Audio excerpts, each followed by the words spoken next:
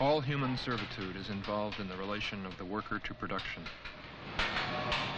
And all the types of servitude are only modifications or consequences of this relation.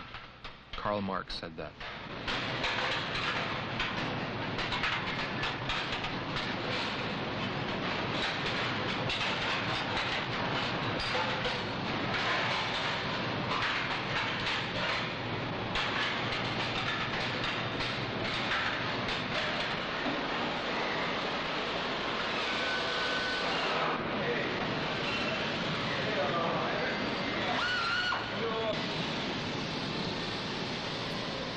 In handicrafts and manufacture, the workman makes use of a tool.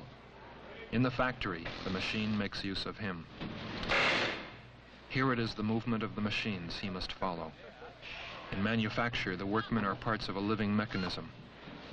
In the factory, we have a lifeless mechanism, independent of the workman, who becomes its mere living appendage.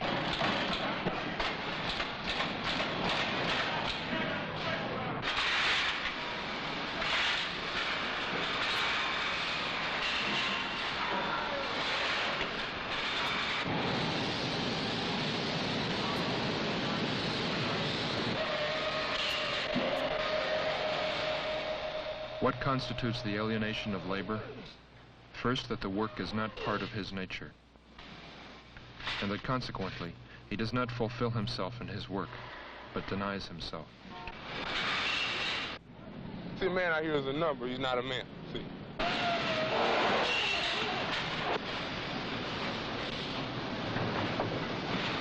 As a feeling of misery rather than well-being.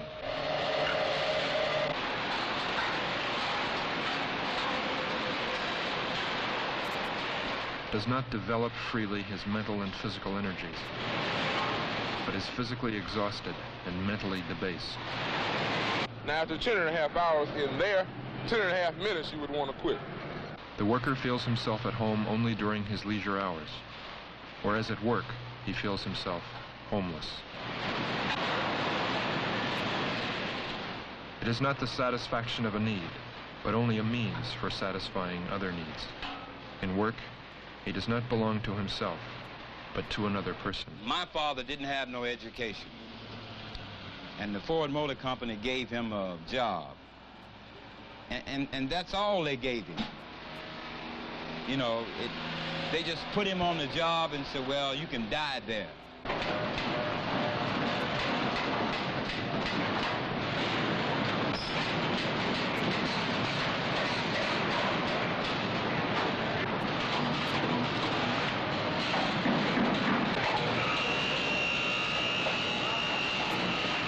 They feel that if they can keep me in need of, in other words, let me make just enough money to exist, that means I'll go out there and punch that clock.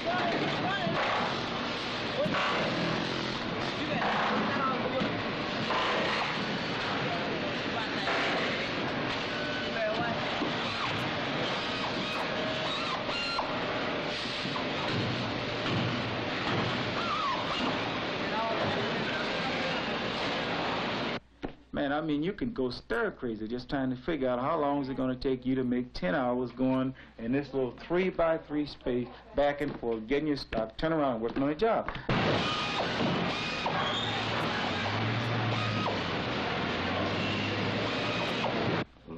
Well, you look at it this way, you need the money. And you don't have your mind on how many cars coming down the line. You just look up the line and say, hey, here's another car. Let me see what color stock this needs. Boom, you go get the stock and run back, get in the car. You don't think about how many cars you do in an hour and what so-and-so doing out in the street, because if you did, you wouldn't be there too long. And then if you get out in the street, there ain't nothing out there for you. So you just keep your mind off of that and keep your mind on, say, well, finance man be over my house tomorrow looking for his money. Only way I don't get his money if I keep on running up and down this line. And this is what you think. Just give you more willpower, because you know you need the money and you got to get it, and this is the only way you can get it at the time. Chase this car up and down the line. And to do the job right, to get the man off your back, because while the man is on your back, it's just what making things worse for you. And the harder things is, less work you're gonna do, and less work you do, sooner or later you'll be out on Miller Road. So, might as well keep on pushing.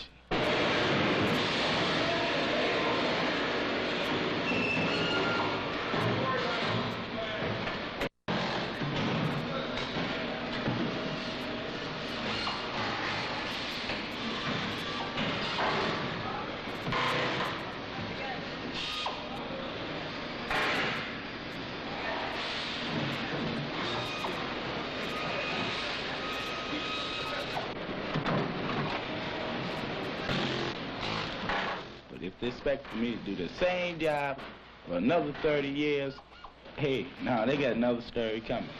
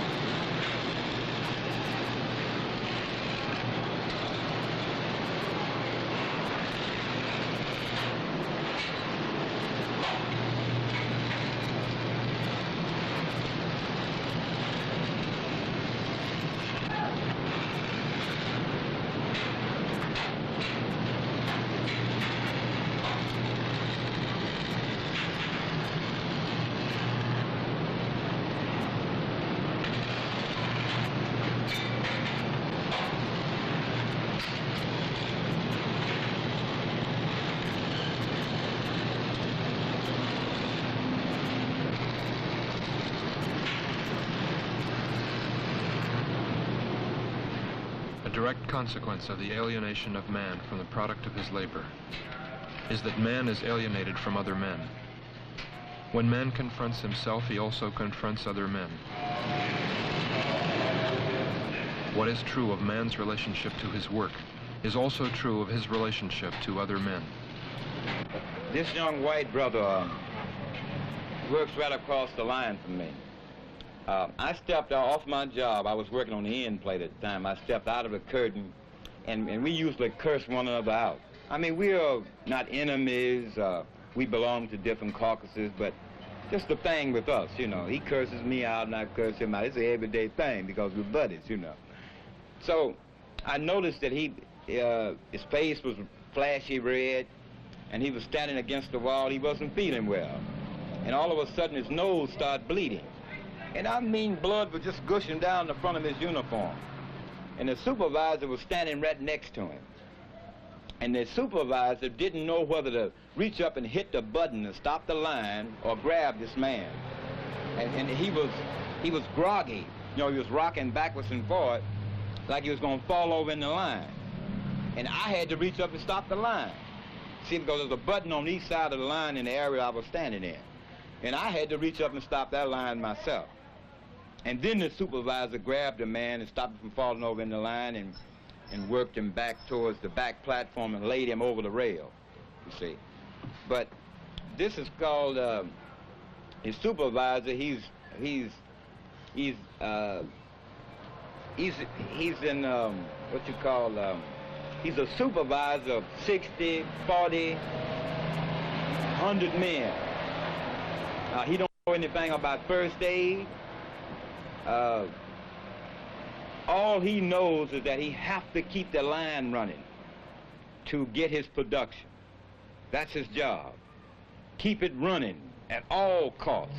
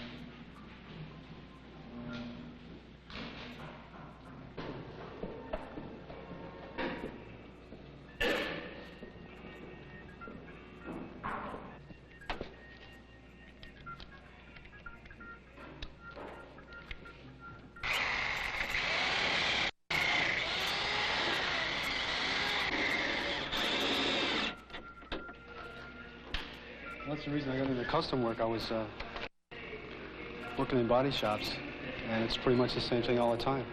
Where here you get a chance to fabricate things like this, and as well as you know, assembling them and putting them.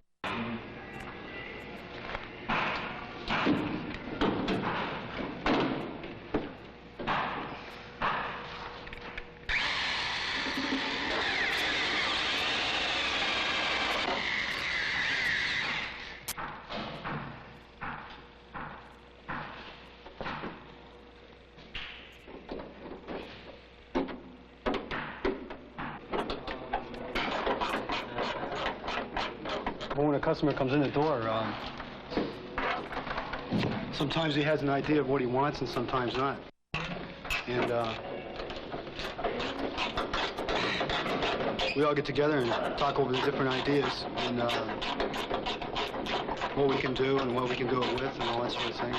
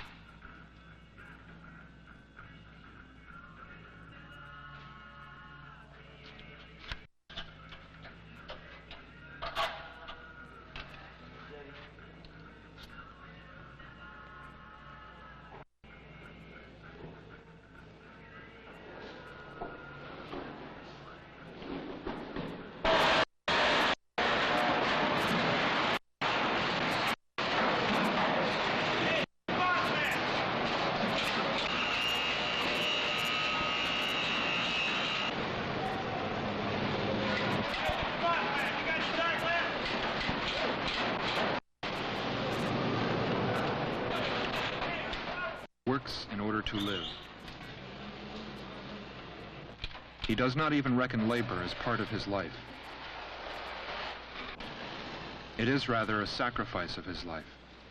And the life which he has conferred on the product of his labor confronts him in the end as a hostile and alien force. Karl Marx said that.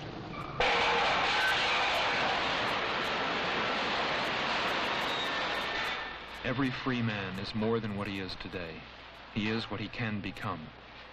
In his work, as in his whole life, he struggles toward his future being. There is a hidden cost, then, in the mass production of things. It is the future being of the workers that produce them. This cost will be paid. I said that.